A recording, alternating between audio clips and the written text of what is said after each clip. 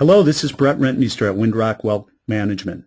Thank you for joining us today for what will be a very insightful look at the changing opportunities for real estate investors. We founded WindRock on the belief that investment success in today's increasingly uncertain world requires both a focus on the macroeconomic big picture, but also an entrepreneurial mindset to seize on unique investment opportunities. We're going to learn much more about one of those opportunities today. I'm thrilled to be joined by one of the real visionaries in real estate investing, Ken Abrahams. Ken is the chairman of NEXmetro Communities, a pioneering development company that builds private rental neighborhoods. Ken first started in the real estate business actually while a graduate student, selling a business 4 years later, but is probably best known as a founding partner of Diamond Ventures, one of Arizona's most successful development companies. Ken's resume is deep, having managed real estate assets exceeding $1.3 billion across multidisciplinary projects in residential, commercial, and industrial real estate. However, what makes Ken's background so unique is his vision that has allowed him to benefit from the changing trends in the industry. Ken, thanks for being with us today. Thanks, Brett. Good to be here. Ken, I thought we'd start at just a 30,000-foot view of real estate opportunities. What's on the screen is a pie chart of the major sectors in real estate. And as we all know, the world has changed tremendously, especially since the 2008 crisis.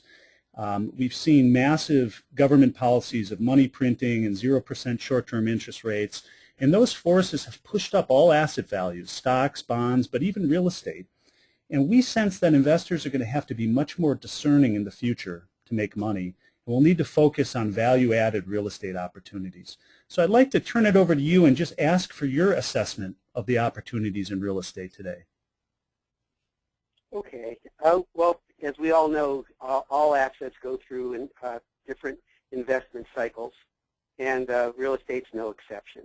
As an asset class, which is an asset class I've been heavily involved with for over 35 years, I've certainly weathered my share of ups and downs and have seen how the different products, different asset groups within the real estate asset class have also fared over time as the cycles have gone through.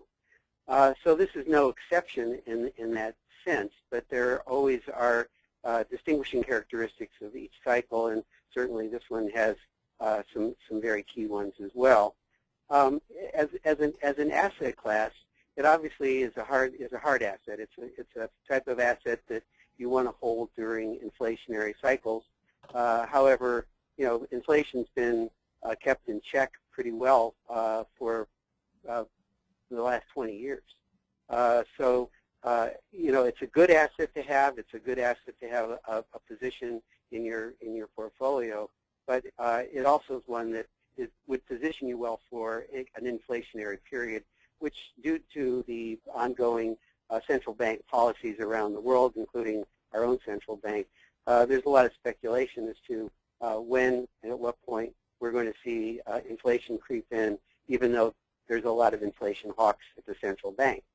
So, you know, real estate's always had to kind of keep one eye open for inflation and the other for basic good decisions in core value and value-added decision-making. As we've seen the post-Great Recession effects of real estate, especially residential, but it affected every asset group within real estate, we've seen some distressed real estate buying. There's been a considerable amount of it over the last 5 to 7 years.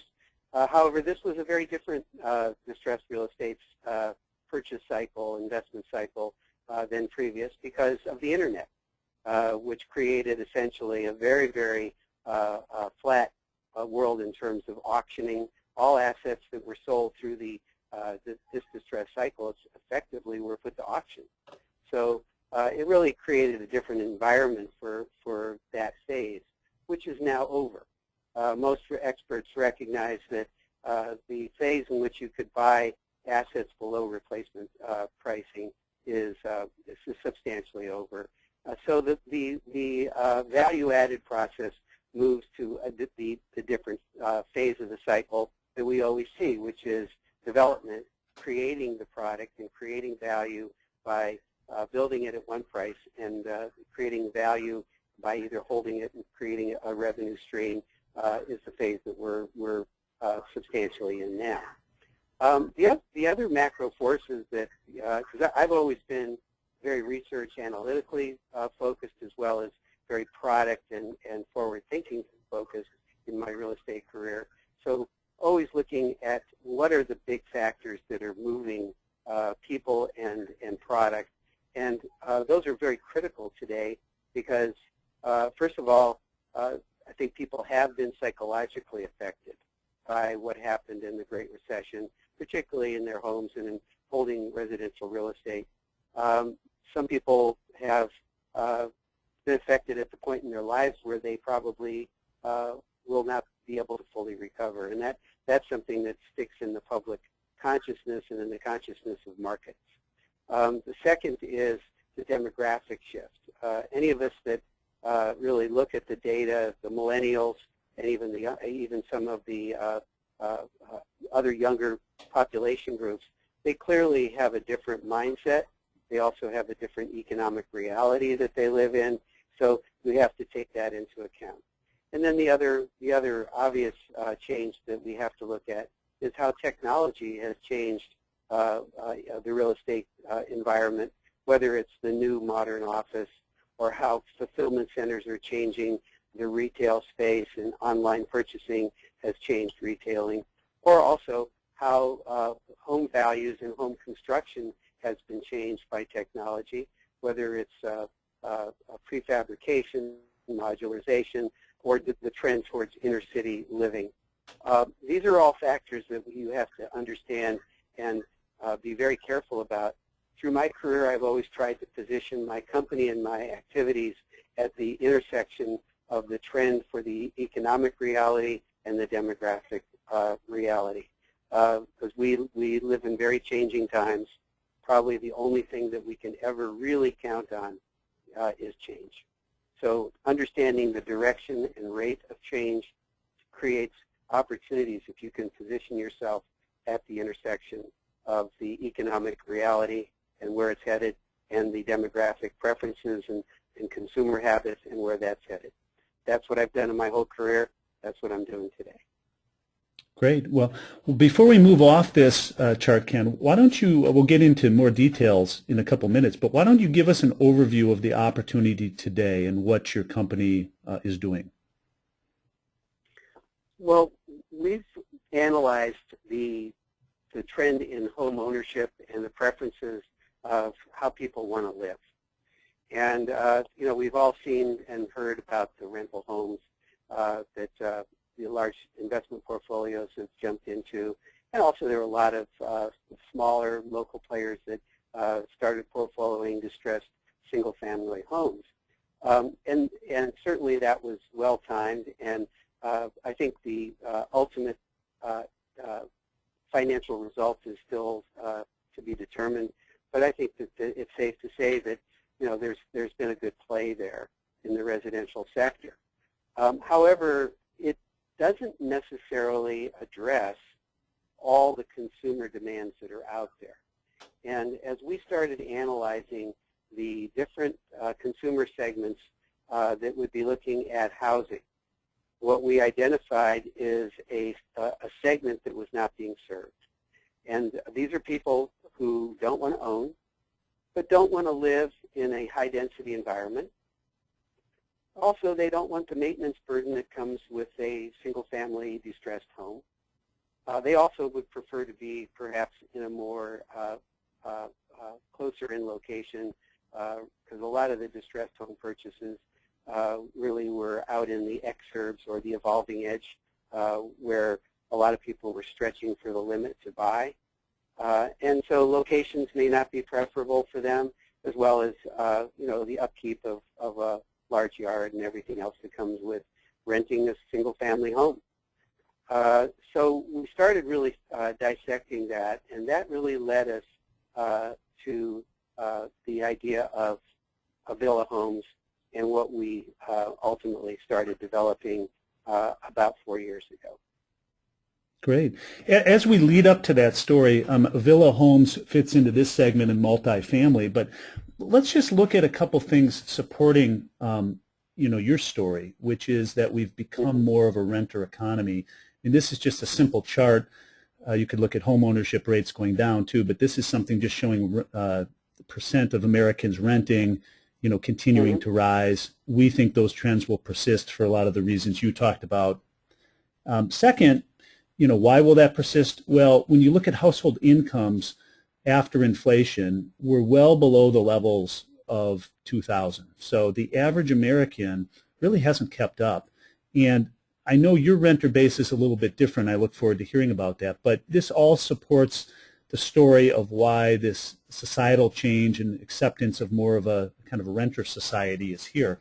Let me turn the story over to you, maybe just to continue that dialogue. Well, certainly the preferences towards home ownership are a factor. There's another factor in this as well, and the chart you showed with the percentages of home ownership, those are really profound. I mean, a couple percentage points sounds like a pretty insignificant number, but it's really millions of households. And the other major consideration besides income and the percent of home ownership is really household formation. We went through a very serious decline in the formation of new households during the Great Recession. People were compressing their lifestyles. They were living with their parents. They were doubling up. There was all sorts of ways to rationalize why new households were not being formed. But as we moved through the recovery phase, and it's a very slow recovery, but as the recovery phase progressed, household formation has begun to uptick. It still has not reached the level historically of annual household formation, but at the same time, the population continues to increase roughly at the historic level. So there ultimately is going to be an expansion in the number of households formed. But as our research has pointed out, and this chart I think demonstrates it pretty clearly, because Pew Research has studied this as recently as 2012, that the preferences for home ownership have fallen dramatically. Interestingly, home ownership was at a very high level in 1991. It actually went up between 1991 and 2005, 2006. And you can see where it is now, or in 2012, which I think is roughly where it is today. And also the other values are really interesting too, about 2 cars and a college education. Now people just want a secure job and health plan. And owning a home has fallen, significantly in preference. So, and as we look at the economics going forward, today the reports are that wage growth is flat. We also understand that the quality of jobs being created and the career ladders being presented to people entering the job force are significantly different. These are factors that are going to continue to affect the home ownership rate in the country. And there's nobody has the perfect crystal ball, 10, 20 years out. But all the indications are there's no real indications on the horizon as to a big change that would swing us back to a home ownership rate that we had, say, in 2005, 2006, 2007. And at the same time, younger people have a whole different set of criteria that they're really looking at to launch their lives. They're marrying later, they're having children later, or no children at all. And also they want to be very flexible and not tied down to real estate to find the job and pursue the job path they want. Interestingly, the other quadrant of the population segment that doesn't get talked a lot about is the pre-retirement and retirement segment, because many of the people who were affected by the Great Recession were at the later stages of their career and saw their 401ks and their retirement funds significantly impacted. And also found themselves in a situation where their largest asset, their home, became illiquid and also perhaps not worth what the financing on it would require. So we have also seen a tremendous impact on the pre-retirement and retirement seniors and how they are looking at home ownership and what their preferences are in terms of their lifestyle, pursuing the later stage goals in their lives versus home ownership, and what home ownership does to not necessarily support the lifestyle directions they want to take for their remaining active years. So we've seen it across the board, and that's a key set of determinants, I think, that's affecting the housing industry.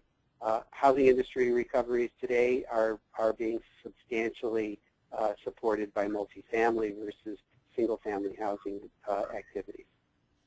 Great, and I guess with that story, so you guys have come in and you've said, listen, the distress cycle in real estate's over, the easy money's been made. You have to make money by adding value, and the segment where there appears to be a huge opportunity is this burgeoning rental society, but with a twist. And I guess with the twist, I'd like to turn that back to understanding the Avilla communities you guys are developing and explaining a little bit more about the uniqueness of these developments versus what people would think of as traditional multifamily apartment style living. So if we can go back to consumers, so I've always in my career looked at what the consumer really was looking for, whether it was an industrial consumer or an office consumer or a residential consumer. We really serve markets, and as we started our research, what we realized again is that there is an unmet demand.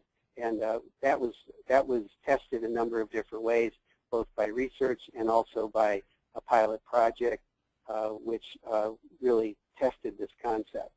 But stepping back for a minute, really what we started saying is, what are the advantages? What are the opportunities and constraints in today's environment for development and development of a product that could possibly address this unmet demand? And as we looked at it, what we started really seeing is, first of all, how do we take advantage of today's low interest environment? The use of leverage has to be very careful, but at the same time, today and probably for at least the next 3 to 5 years, we're going to see interest rates, and certainly have been for the last several years, we're going to see interest rates at a fairly moderated level.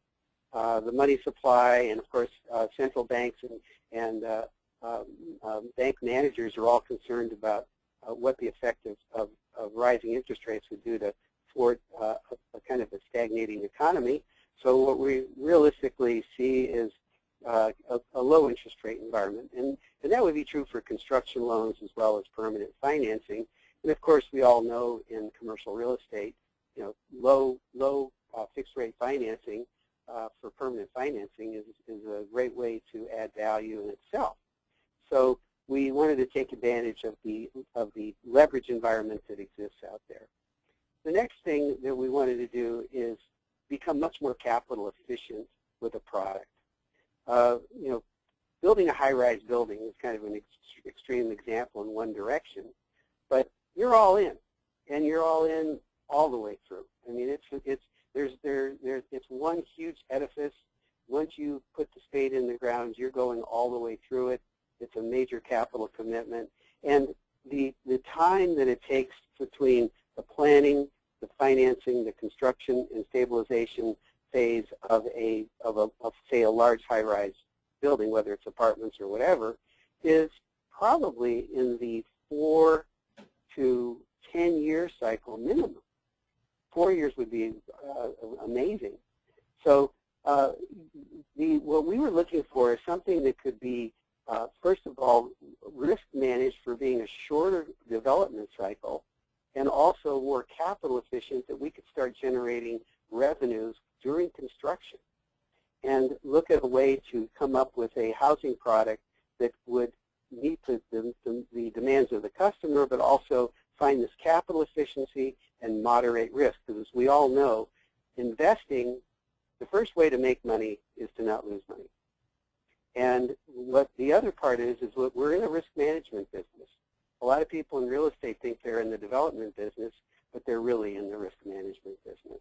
And so we were looking for a product and a model, if you will, an investment model that would allow us to do that.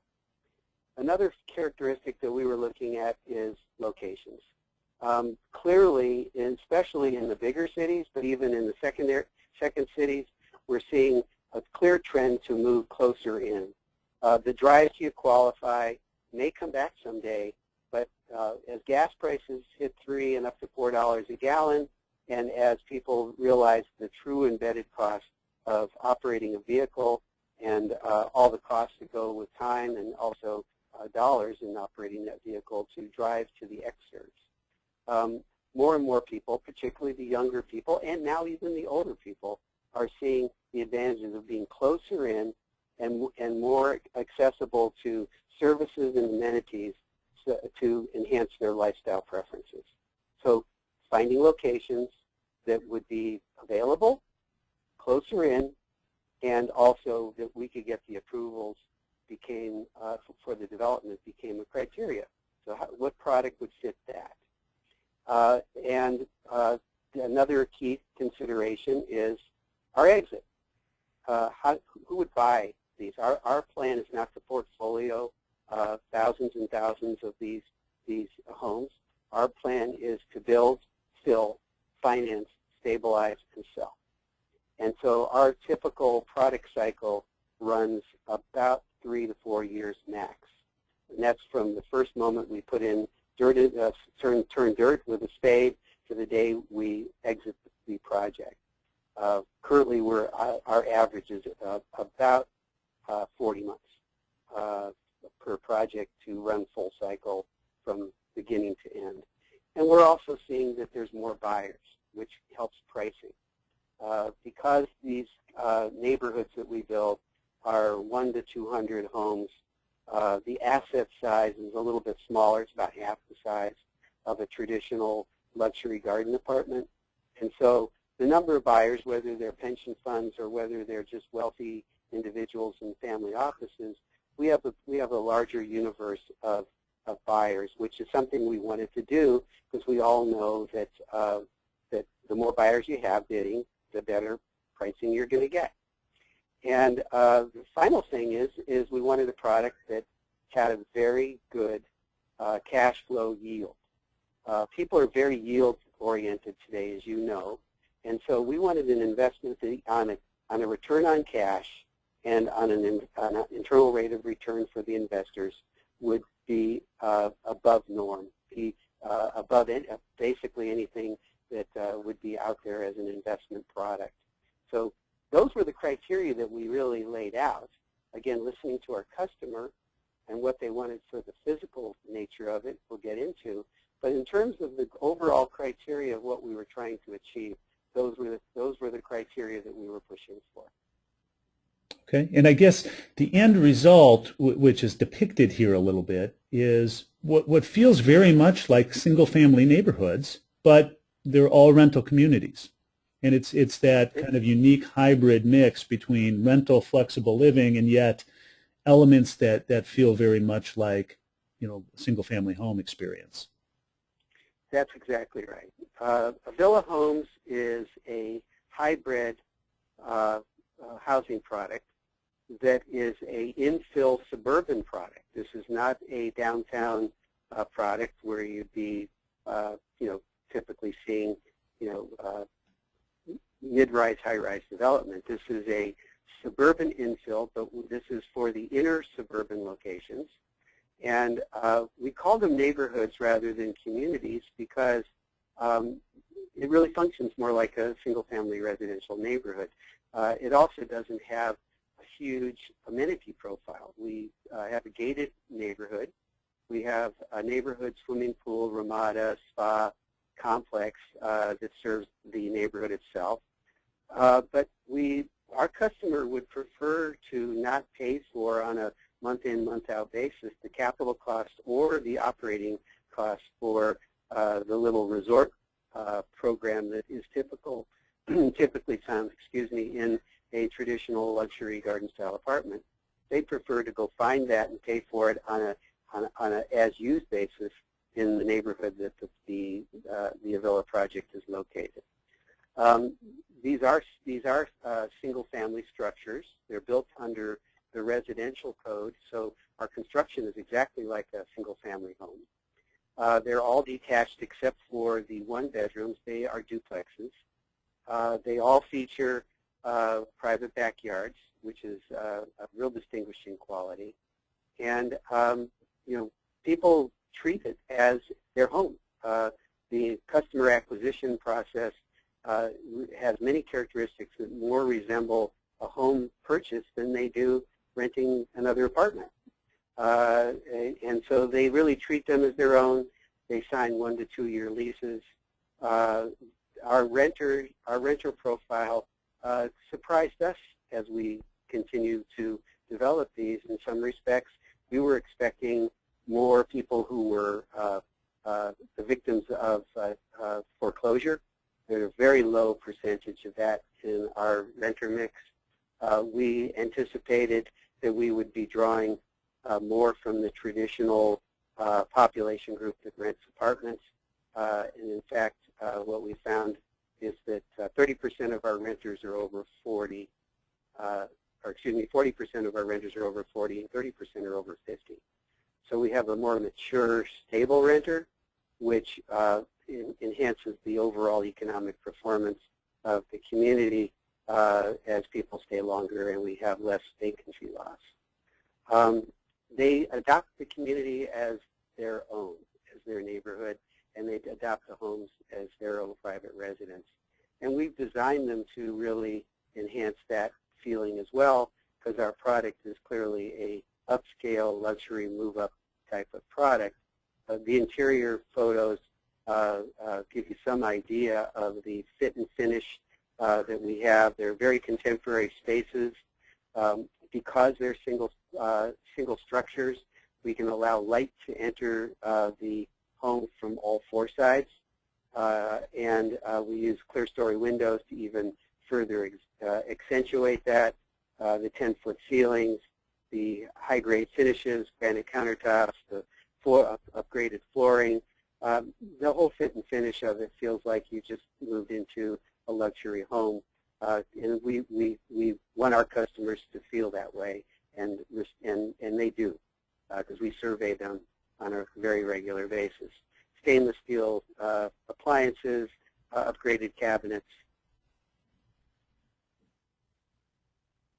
The bedroom areas, that's a king bed. You can see we have nice-sized bedrooms for the master bedroom areas. Again, you can see the high windows and how that brings light in. And then the master bathrooms are very important with walk-in closets, again, granite countertops. So we really try to upgrade the finishes for the whole unit.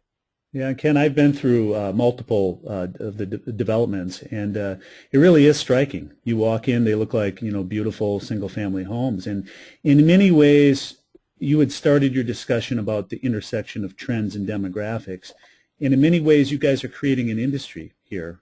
You could call it renter by choice. I don't know your preferred terminology, but it seems like a real burgeoning opportunity, and you guys are certainly one of the trailblazers.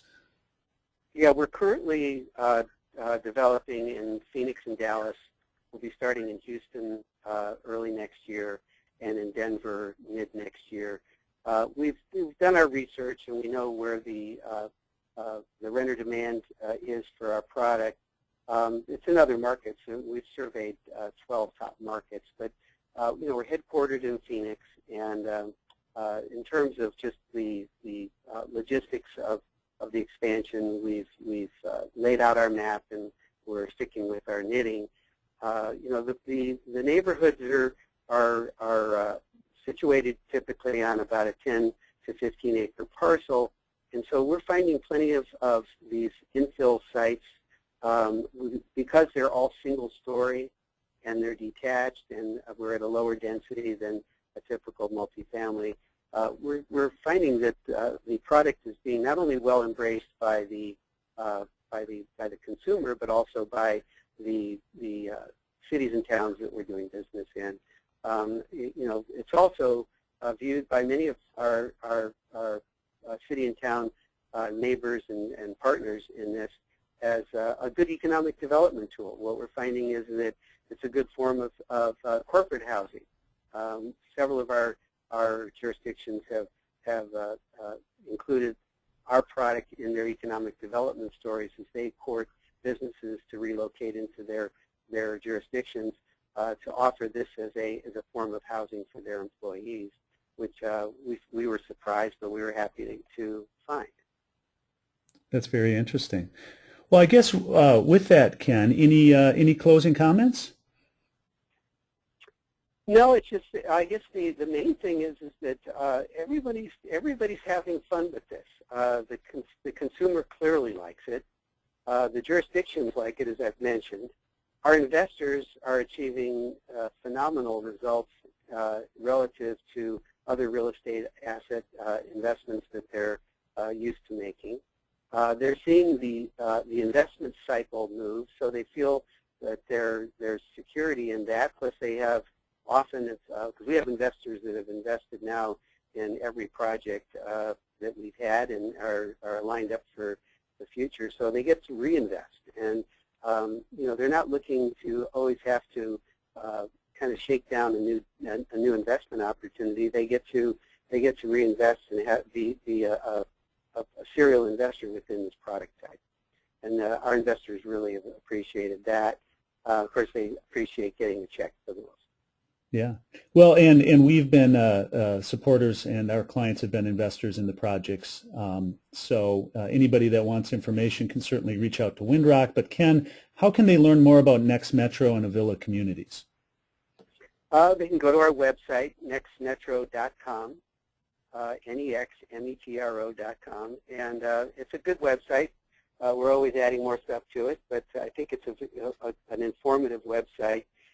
One of the things that we haven't talked about, and I'd like to take just a second to talk about, is the team. Because my career has been really one of team building and putting really preeminent people together to execute very complex and very challenging activities. And I'm very proud of the board we have, our core investor group, and our operating team. And we're expanding it all the time.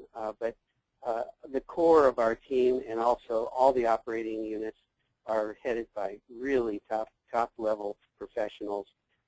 We cover all the core areas of competency, and we are an execution unit I'm very, very proud of.